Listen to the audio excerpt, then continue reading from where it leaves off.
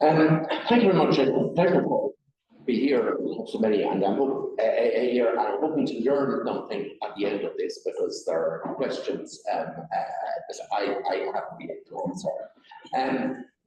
Kevin O'Rourke and Jeffrey Williams in the 1990s changed our understanding of how the world economy worked, and they showed how huge emigration from Europe to the United States raised wages in Europe and reduced wages in the United States, and people moved because they could be much better off in the United States.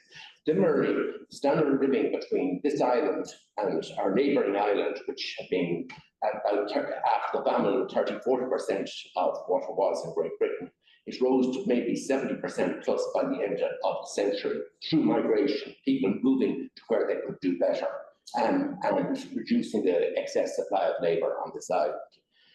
So free movement of labour is important. And the common British Isles labour market over 2 centuries, we could move freely in both directions, with one exception.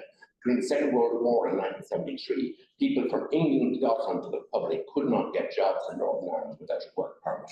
And of course, EU membership forced the reintegration of the UK labour market in 1973. But basically, that didn't constrain things because people were moving out of Ireland, not into Ireland. People moved because of differences in wages or difference in employment opportunities. And that explains most of the movement. And we see today, of course, economic migration is important internationally. And changes in labour supply affects wage rate and has narrowed differentials. So having an integrated labour market, how did that affect wages in these islands? Of course, labour market outcomes were also affected by education, which I will come on to. So the outline of what I want to talk about, I'd say something on relative standards of living, just background, because it is people move to where they can do better. That's one of the major factors. Factors affecting labour supply: female labour force participation, education, and migration as well. Who migrated, whether they stay or return, and their human capital, all are important. And wage rates are driven by the interaction of demand and supply of labour, so migration has affected things and produced a fairly common labour market on these islands. Just in terms of standard of living, it's a fairly crude. You can do it using consumption, you get a rather different pattern. But in terms of the Republic, what you see is standard of living about 70% of the EU15 average, and from going back to 1960 up to 1990, and then give or take a financial crisis, it's around the EU average. UK was around the EU15 average, and Northern Ireland, as we know, with lower productivity, had a lower output per head. Education. I show here the education attainment of the population. I'm born in 49, so this is my cohort. And Ireland, this island, had a Southern European educational system with a very high proportion leaving without completing high school, and a very small proportion with third level education. And the countries on the right would be USA, Estonia, Latvia, because the Soviet Union actually had a good educational system in the 50s, and the UK somewhere in the middle. In Northern Ireland moved first on doing something in education. The 1947 Education Act introduced free second level education, but with a division between grammar school and secondary schools, which was the English model that has persisted to today. The Republic moved much later. It's 1967 free second level education. But by the 1980s cohort, you see Ireland has moved far over to the right, with a very high proportion of graduates from that cohort, and a small proportion of early school leavers. And that was mentioned in the introduction. The high proportion of early school leavers in Northern Ireland, it stands out on, and that's not something I want to talk about today, but it does affect what people earn. Failure, the Republic, defining 2 bullet points there, I've already talked about the first 3, but the huge investment in third level education in the Republic has had a major impact on the labour market. And in Northern Ireland, obviously entry is restricted, and the completion, the proportion of students going on to third level will be very high from Northern Ireland, but so many of them go to Britain, to university, and the problem is they don't come back. In the case of the Republic, actually a very high proportion of graduates emigrate, having with their primary degree, but they're homing pigeons that come back, and that affects the labour supply composition, and it affects wage rate. Just a summary of the 2 economies over the century: 2 different labour markets in 1911, and there was no cross-border migration. And I'll show you that they were 2 different, like before partition, it was a partitioned island in terms of the labour market.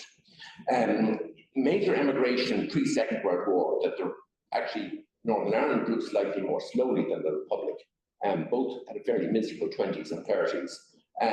But then the Second World War, Northern Ireland had a very good Second World War, and into the 50s and 60s, it performed some significantly better, and you saw continuing emigration from Northern Ireland, but much higher emigration from the Republic. And since 1970, there's been substantial net immigration to the Republic and significant net immigration from Northern Ireland in certain periods, and in particular, the loss of graduates. But going back to 1911, I show here the population by birthplace. And if you look at, say, Belfast, 65% of people living in Belfast, 68% in Dublin were born there. But very few people had moved to Belfast from the Republic. Those that had come from Donegal or Monaghan. And similarly in the Republic, very few people had moved from Northern Ireland to the Republic. That people did not move. If you wanted to move for a job, you moved out of the island. You didn't move within the island. I show here the emigration as a share of the population, and you'll see up to 1970, very much higher rates of emigration from the Republic than from Northern Ireland, and particularly in the 50s. That the Northern Ireland economy performed significantly better in the 50s. And then you see a very different pattern in the post-1970 with net immigration, some significant net, and this is the one exception where you had some net immigration from Northern Ireland Republic in the 70s, but that was unusual. And a very substantial net immigration from 1991 onwards. The result of this is I show the share of the native-born population from Northern Ireland, and you'll see it peaked with about 17–18% living in 1981 of those who were born in Northern Ireland were living in Great Britain.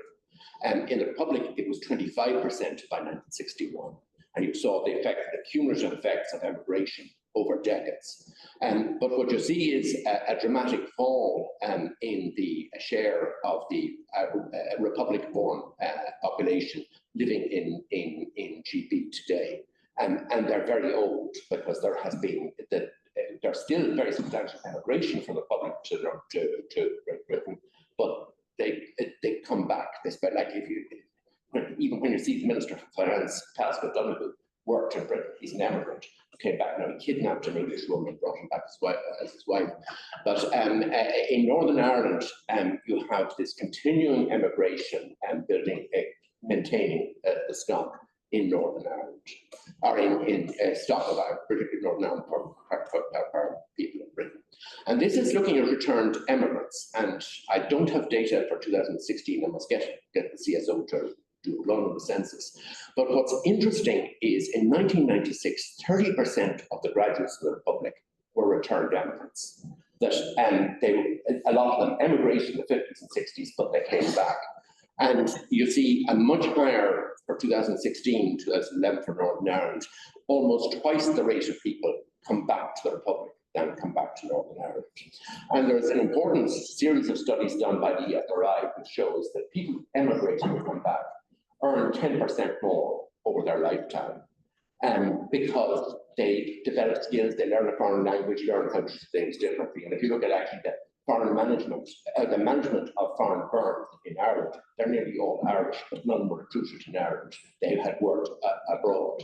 So this increased importation of skills by people emigrating from coming back is important. And in Northern Ireland, I showed the share of the Northern Ireland born population by location and education. And you'll see 20% of people who are born in Northern Ireland who are graduates are living in Britain. It's a very high proportion. They go, they don't come back. Wages are jointly determined on these islands.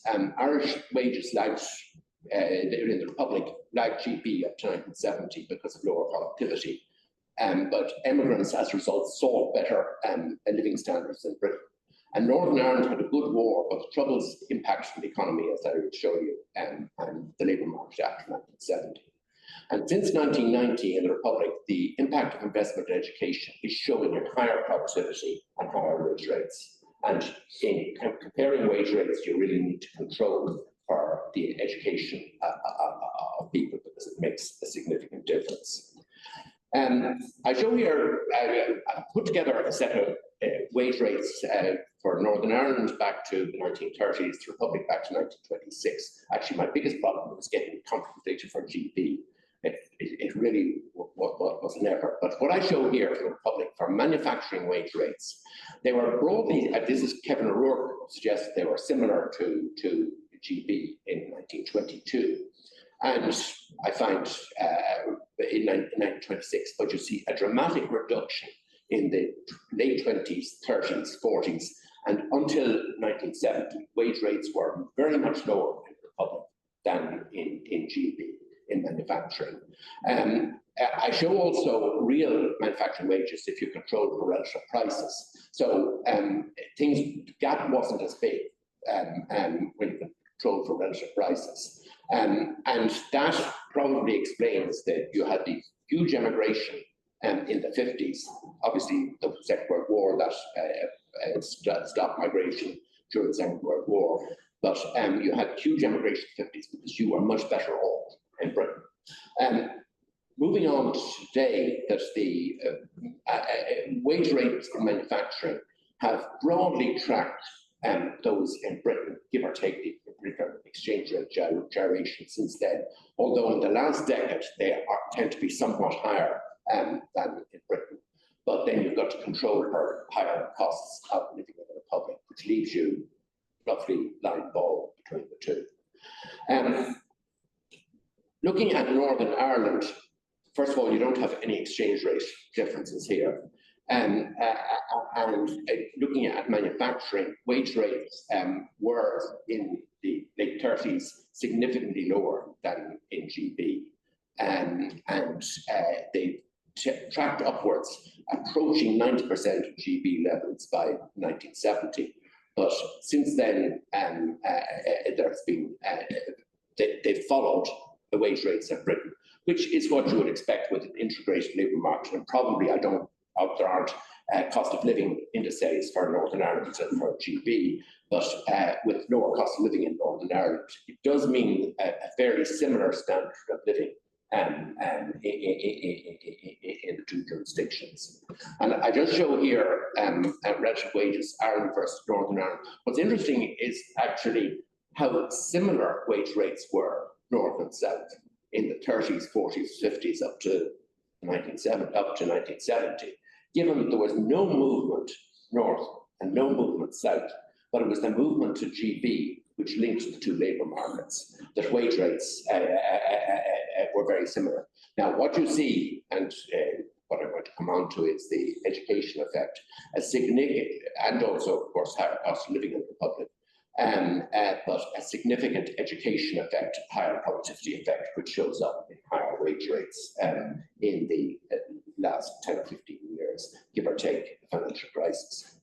And I show relative wages by education level for Ireland relative to the United Kingdom for 2002 and 2018. That wage rates were about 90% of the 90% of UK in 2002, but the cost of living was then lower. The differential third level was not as well paid, but what you see is a significant change by 2018, where third level wage rates for people who with high school education, very similar to the United Kingdom, but people with third level education are better paid in the Republic than in the UK as a whole. And the final slide on this, Northern Ireland, this is the returns to education in 2014, a recent NERI paper, shows a much higher return to education in the Republic than in Northern Ireland. So that may be it's a chicken and egg issue about Northern Ireland graduates returning to Northern Ireland.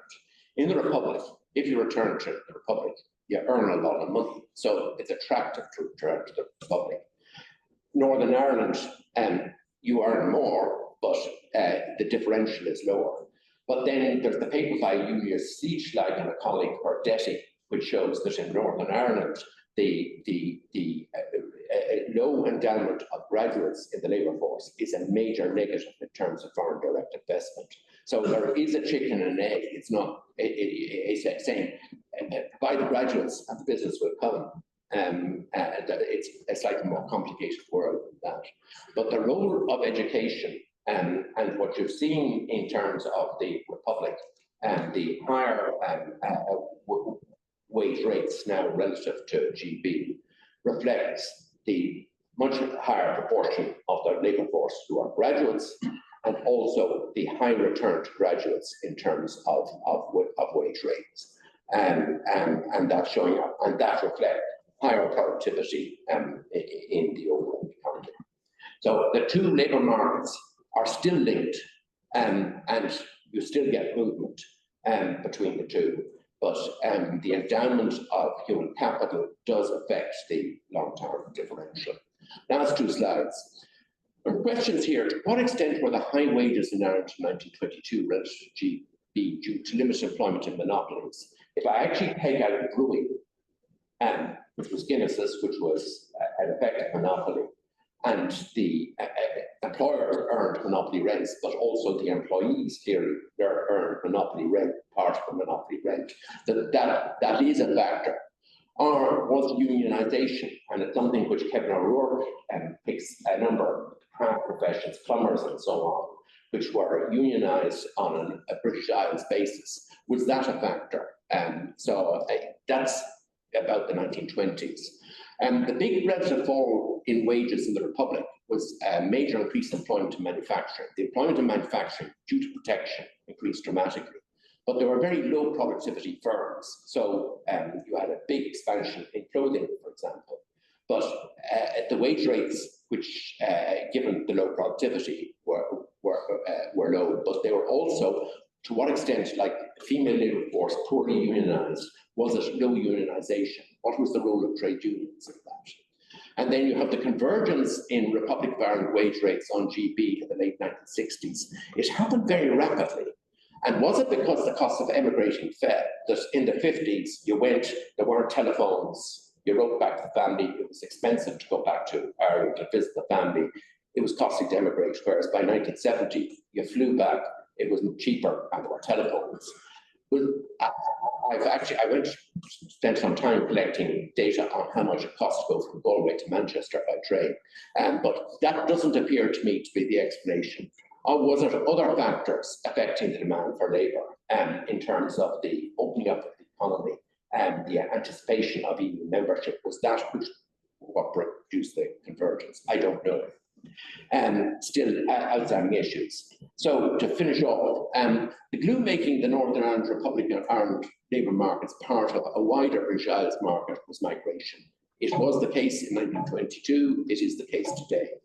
In Northern Ireland, wage rates have closely followed GB, though they're lower because of lower productivity. In the Republic, they're converged by the 1970s. And in recent years, the high proportion of graduates in the labour force and their high productivity has resulted in rapid growth in wage rates, where you've had this sort of low growth in and fall in real wages in Britain. You've seen, with the exception of last year, a rise in real wages in the Republic.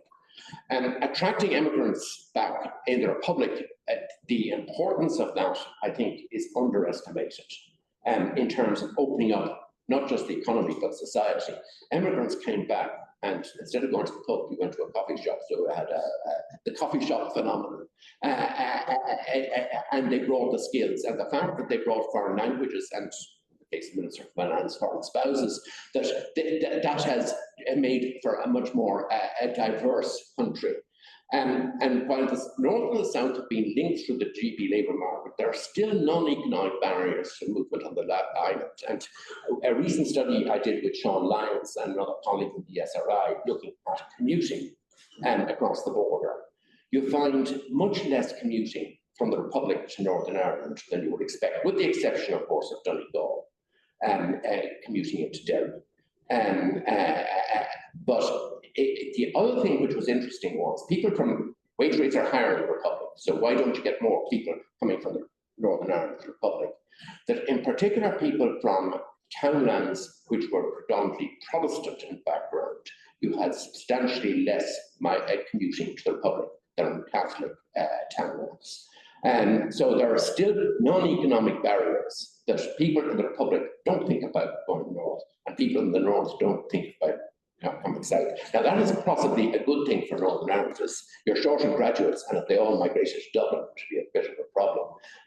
But it is interesting that those barriers are still there, where moving to Britain from Northern Ireland, or moving to Britain from the Republic, is easy and people do it, and moving back to the public happens frequently, but the border is still there. Thank you.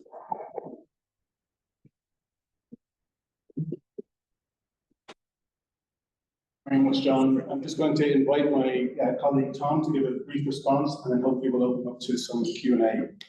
So, Tom. Thanks, Paul, and thanks, John.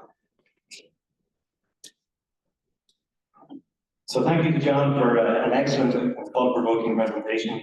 Obviously, to Paul for sharing, and for NERI and Queen's staff for organising the conference today. So in my view, John's research analysis makes a very significant contribution to our understanding of our shared economic history, as well as labour market trends on both constituent parts of the island. You engagingly describe the evolution of education, wage and migration trends in your paper and even the presentation today, and you've developed a theoretical framework which explains each of these trends and the links between them, I think very compellingly. Ultimately, people move to where they can have a better standard of living. You've shown that each economy effectively operates as a sub-region within a wider British Isles economy, but that in the main, each economy remains distinct from it, perhaps surprisingly does not interact with the other, despite the clear economic opportunities that are available and continue to be available, perhaps at a greater rate than ever before. So will there continue to be a British Isles labour market? In my view, the answer is very much yes, at least over the foreseeable time horizon. Language, cultural links, economic opportunities will all continue to be strong binding agents. But in my view, the implications are much more significant for Northern Ireland than they are for the Republic. In particular, there is that concern of an ongoing brain drain of Northern Ireland to continue to enfeeble the province's economy. Such an outcome would obviously have profoundly negative consequences for the North's economic and productive capacity, as well as for the quantity and quality of employment available. So, if John is looking backwards, I'll look forward a little bit. And what can Northern Ireland policymakers do to avoid this fate? Solutions, unfortunately, are complex. But John's review of the education system in the North points to at least partial answer, albeit one that will take many years to yield tangible labour market benefits.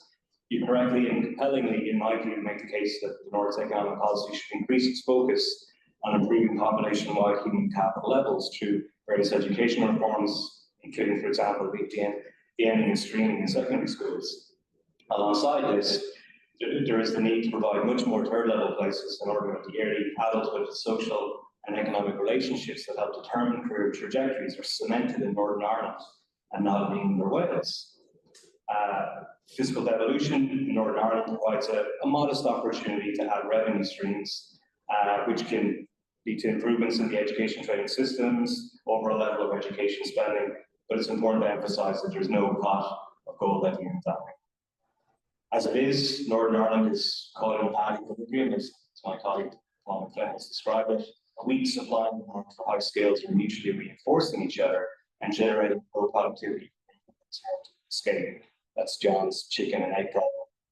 So we need to develop high value skill sets, perhaps in areas such as STEM, while simultaneously creating reasons for graduates to stay in them. And of course, it's not just a high level education issue, and Northern Ireland still has a pre-elementary school.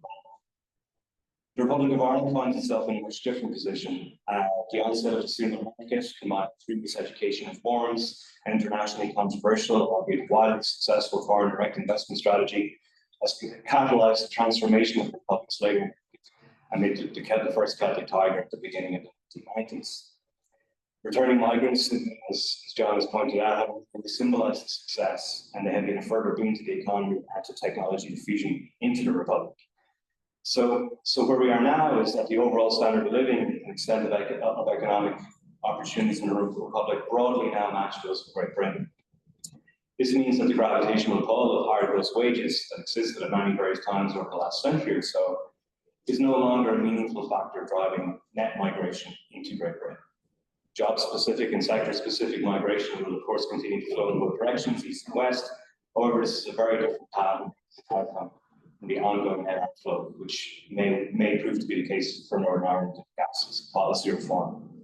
The danger of the Republic, of course, is that its extremely high cost of living, particularly in relationship to housing and childcare costs, as two examples, will make inward migration increasingly unattractive or unviable for people wanting to commit to the country. These structural and long-lasting market failures are likely to require much greater direct state intervention in the years ahead if we were to avert long-term damage to the Republic's growth potential of its labour market, but also its economy. We're already seeing signs that the housing crisis is leading to younger workers leaving the Republic for more affordable opportunities. Will they feel they can return? Will they have those opportunities? Perhaps the hinge is ultimately on housing supply. More positively, the claustrophobic atmosphere described by John in his paper as leading to an outflow of people such as artists and writers from the southern state has gradually but meaningfully been replaced by a much more tolerant legal and cultural environment. Recent concerning events in Dublin and Clare notwithstanding, the improving tolerance and openness of the Republic of Ireland society may become an important pull factor for migrants in a world characterised by increasing authoritarianism. This contrasts somewhat with the Brexit debate in the United Kingdom, characterised as it was by a certain intolerance of migrants and a certain disparagement of their contributions to the British economy and society. Brexit itself creates significant obstacles that might reduce labour supply into Great Britain, particularly due to reduced migration from continental Europe. Counterintuitively, it's possible that a reduced labour supply into Great Britain is sufficiently large enough to potentially increase relative opportunities and wages in Britain, and therefore enhance Great Britain's economic attractiveness to workers coming from the Republic. Alternatively, we may see a structurally weaker post-Brexit UK economy that continues to be characterised by slow productivity growth and relatively weak wage growth. This could generate significant migratory flows from Britain to the Republic. So will the two Irish labour markets interact more with each other in the future? Perhaps. Northern Ireland is well positioned to benefit from being a conduit between the EU and Great Britain, as it remains in the single market for goods, really needs to capitalise on this opportunity. So far, we've seen that Brexit has led to an increase in trade between the North and the Republic. This may prove to be a harbinger of broader economic linkages, including labour market linkages between the two parts of the island. But ultimately, developments in real wages in the labour market in each part of the island, and indeed in Great Britain, will be a function of the economy's physical capital and human capital stocks and underlying productivity and capacity. Unfortunately, productivity growth has been on a generally downward trend in many advanced economies for close on 40 years, so not the Republic. What can be done to reverse this? Well, the policy prescription, in my view, is similar for both parts of the island and in Great Britain.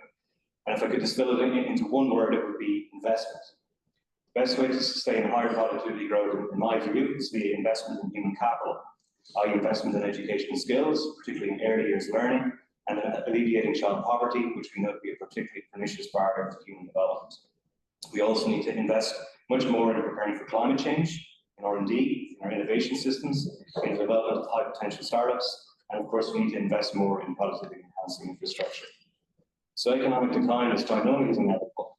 The border doesn't matter when it comes to good economic policy. Both economies and labour markets can very much thrive into the 21st century. So I warmly thank John again for his paper and for his presentation, and I very much look forward to listening to and taking part in a very interesting programme of work we have for the rest of the day. Thank you, everyone.